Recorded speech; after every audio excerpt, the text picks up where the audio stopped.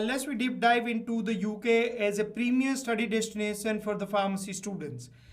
And each and every point that we are going to discuss in details. And today's webinar, we do have some agendas. And these agendas, first we are going to discuss the 10 reasons to select UK as a study destination in general. Okay.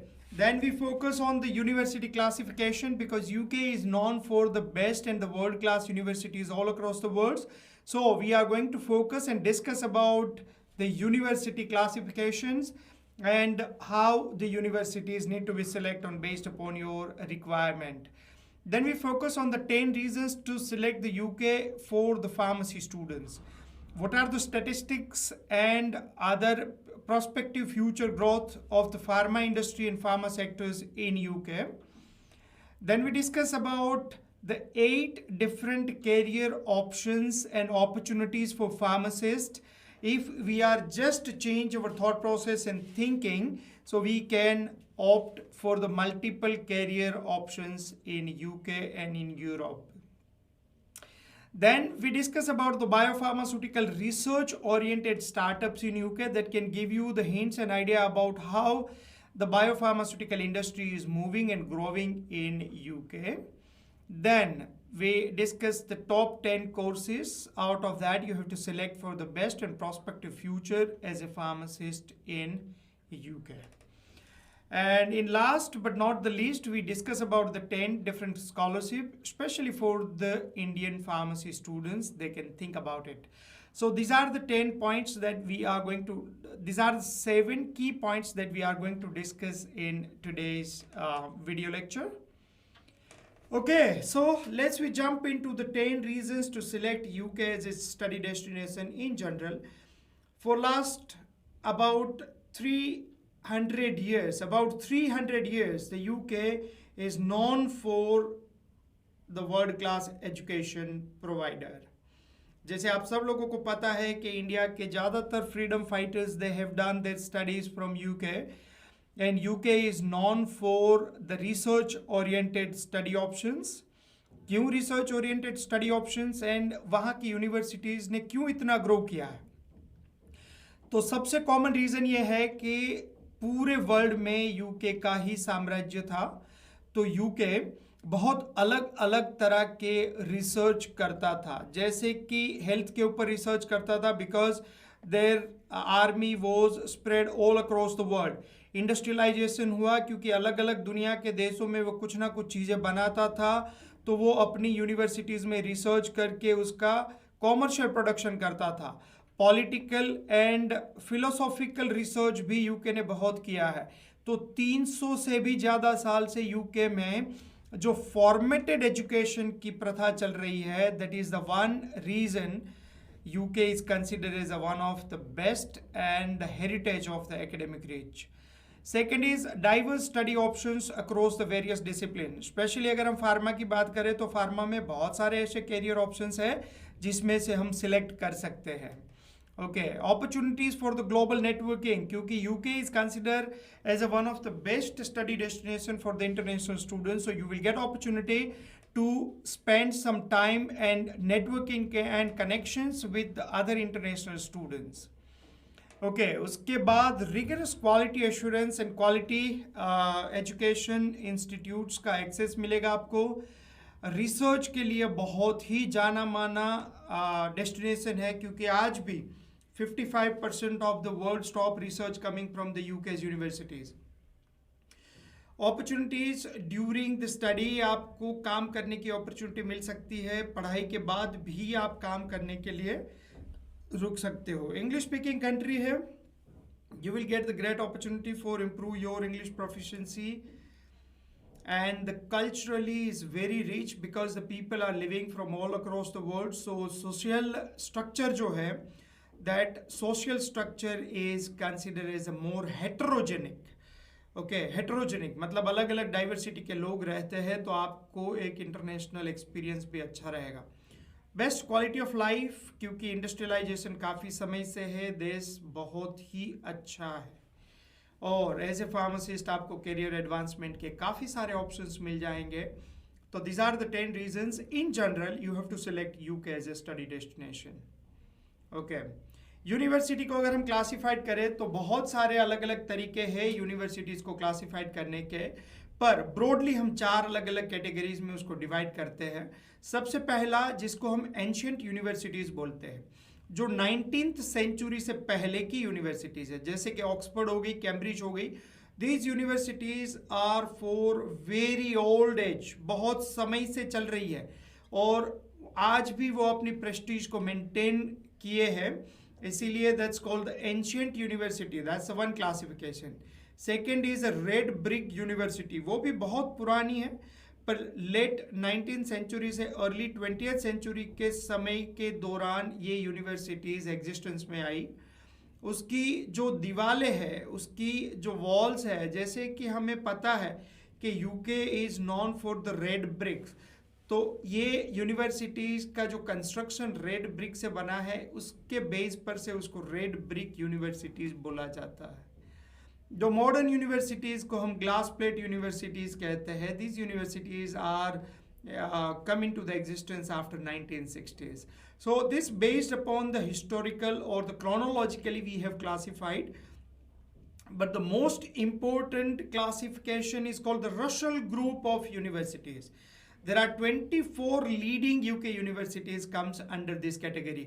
अगर आप एक अच्छी premium university में पढ़ना चाहते हैं तो रशल group of universities के बारे में सोचना चाहिए, क्योंकि ये पूरी दुनिया में बहुत ही फेमस और बहुत जैसे बोलते हैं कि रिसर्च फोकस यूनिवर्सिटीज़ है। This universities are well renowned और उसका एक बहुत ही बड़ा रिस्पेक्ट है all across the world in academics and research के पॉइंट ऑफ व्यू से।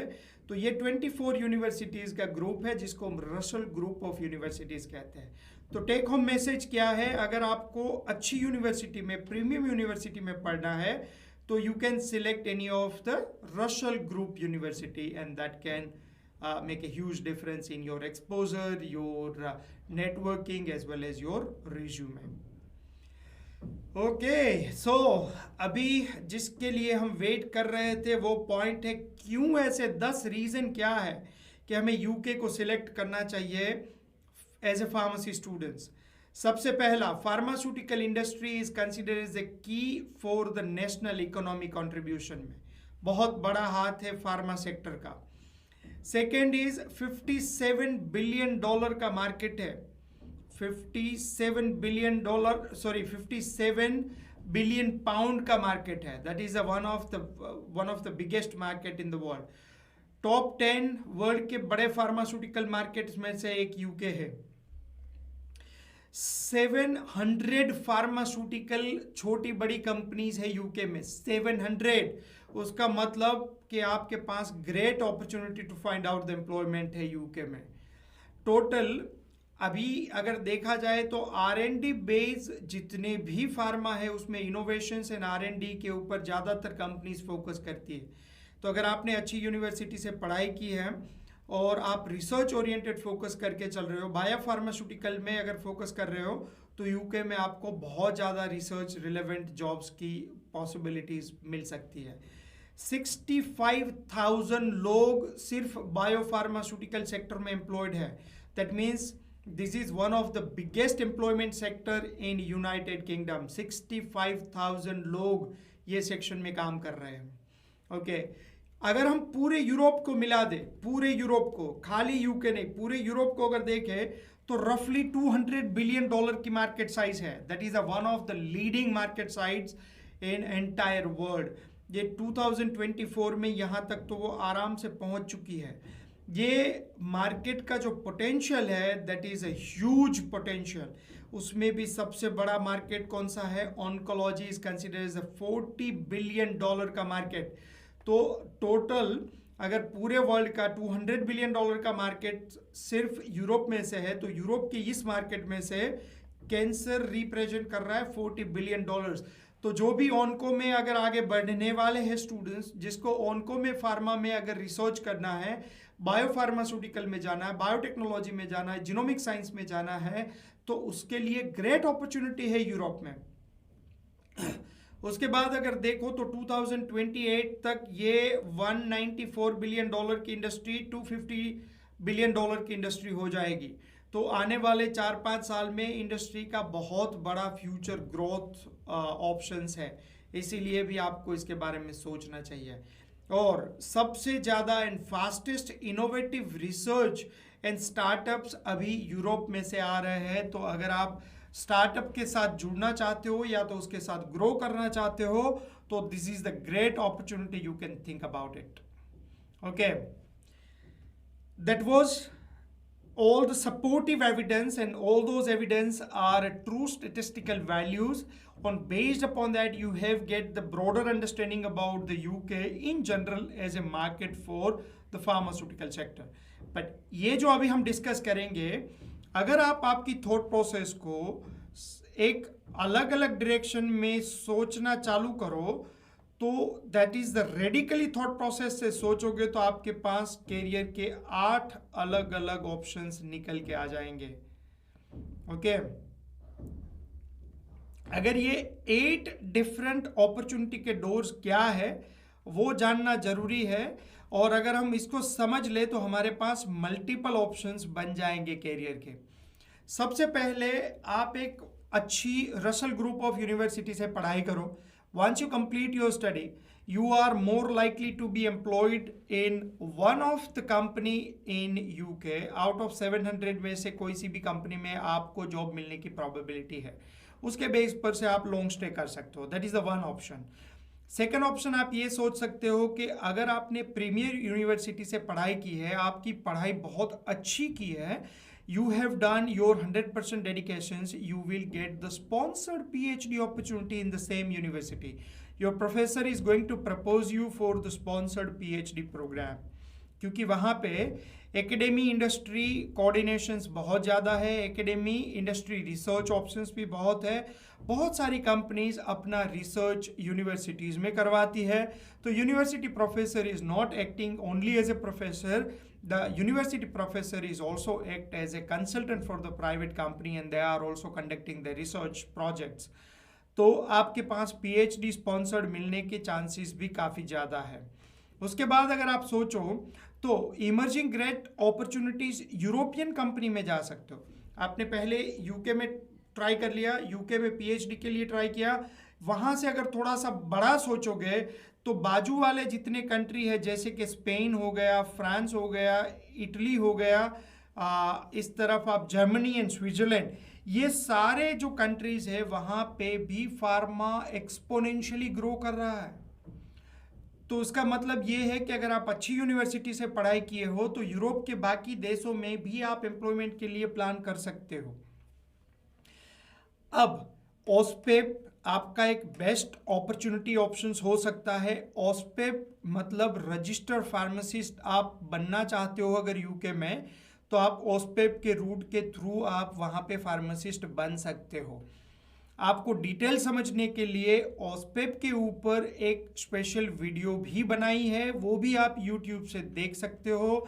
माई फार्मा विजन यूट्यूब चैनल में ऑस्पेप के ऊपर भी वीडियो मिल जाएगी, और mypharmavision.com वेबसाइट पर से ऑस्पेप के ऊपर ब्लॉग भी पढ़ सकते हो। वहाँ पे पूरा step by step details, everything has been provided in details. तो वो ब्लॉग भी आपको बहुत अच्छे से हेल्प कर सकता है to get the better understanding about how to become registered pharmacist in UK. Okay, उसके बाद सबसे बेहतरीन फॉर द साइंटिस्ट बनने के लिए STP साइंटिस्ट ट्रेनिंग प्रोग्राम, इसके ऊपर भी एक detail blog already mypharmavision.com websites पर लिखा है। तो वहाँ जाके आप STP के बारे में भी जान सकते हो, समझ सकते हो। मैं आपको एक सिर्फ रिव्यू दे देता हूँ कि STP is a paid program, 3 साल का प्रोग्राम होता है। For example, if you are going to be selected for the STP program, you are going to be employed by NHS, national health services, UK की government agency है, उसके साथ आपकी जो कनेक्शन बन गई है, मतलब he is your employer. Okay, आपको सैलरी भी मिलती जाएगी, साथ साथ में आप आपकी रिसर्च प्रोजेक्ट भी करते रहोगे। ये 3 साल तक आप जब ये रिसर्च कंप्लीट करोगे तो आपको मास्टर बाय रिसर्च की एक डिग्री भी मिल जाएगी, आपका रिसर्च भी कंप्लीट होगा, and also you can consider that as a experience. और ये रिसर्च बहुत ही प्रीमियम लेवल का होता है। वहाँ पे अलग अलग रिसर्च सब्जेक्ट्स के ऊपर काम किया जाता है, जैसे कार्डियोवेस्कुलर हो गया, ऑन्को हो गया, जीनोमिक साइंस, बायोफार्मास्यूटिकल्स, ये सारे एरियाज में रिसर्च होते हैं।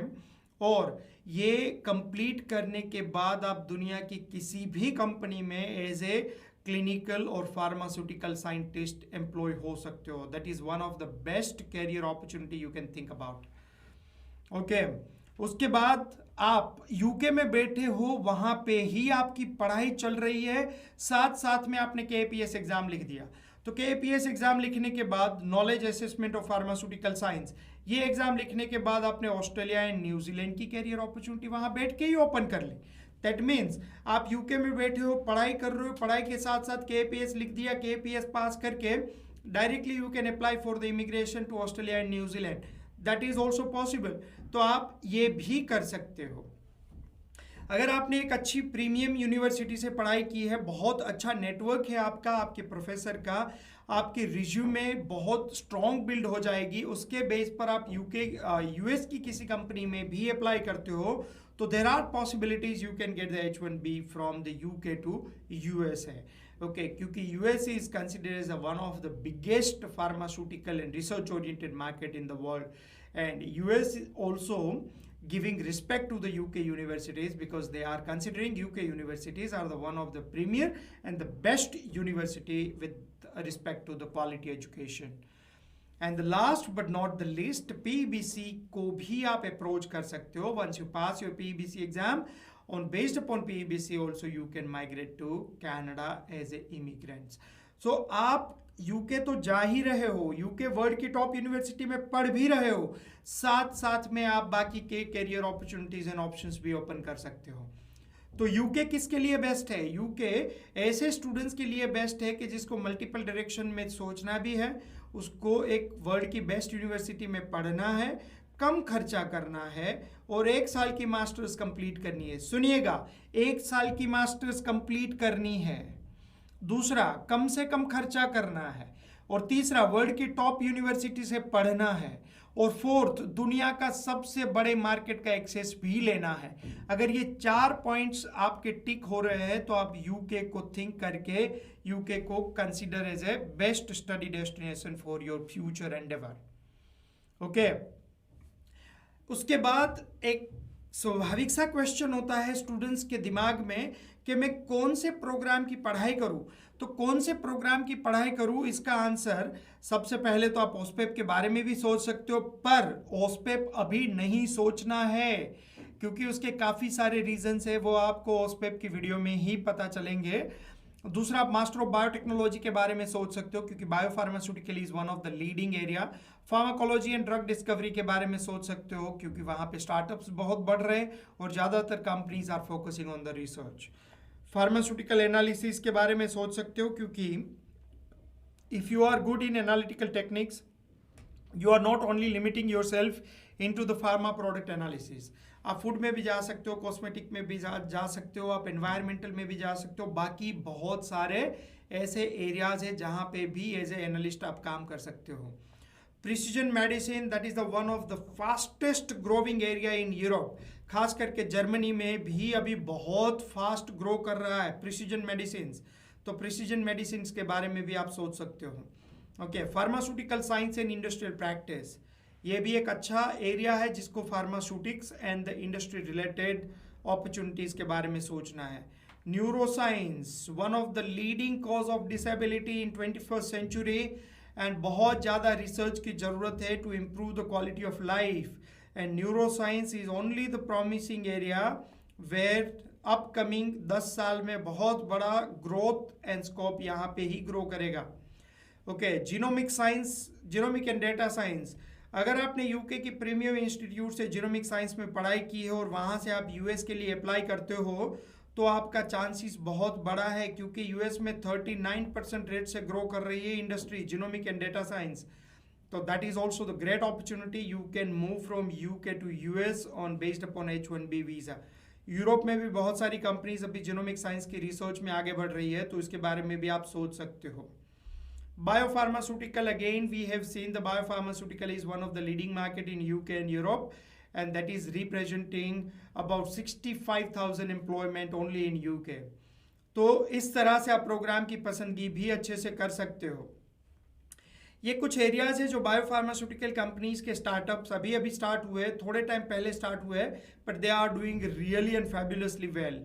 ओके, तो ये कुछ आपकी एक थॉट प्रोसेस को चेंज करने के पर्सपेक्टिव से रखा है ताकि आप उसको भी समझ सको और आपका जो थॉट प्रोसेस है that become more radical, you can start thinking more in other ways to find out the best possible opportunities.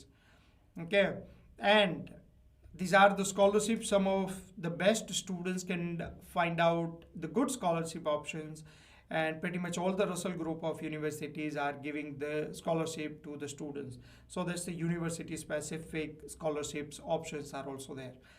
You can think about this, and all these points, the whatever we have discussed about, that can give you the clear framework and understanding about the selecting UK as your best study destination. If you need any kind of help, PharmaVision is always there. PharmaVision आपको ये सारे areas में काम करवाएगा, जैसे कि आपकी awareness build करने के लिए you can join the PharmaVision community that is free of cost. You can come and visit, or you can get the PharmaVision counseling through the digital and social platforms. So that is also free. Planning is also free. There are so many courses are available at free of cost for the coaching. Consultancy is also like a very affordable rate. You can get the consultancy with the PharmaVision, and we are providing the one-stop solution for all your career related needs and your mentorship. So PharmaVision is the best possible partner for your successful career. You can join with us. There are so many things at the free of cost, and also if you want to get into the premier products, you have to just pay a little bit amount, and you can access for great opportunities to build your future. Okay, these are the various connecting points, like you can join the community, and all these different social handles are with the name of My PharmaVision. Okay, and this is the office address. Also, you can communicate with us through the email and the WhatsApp. Okay, thank you very much, dear students, for joining this unique video lecture. This class can help you for finding the best career related alternative options to think UK as a study destination.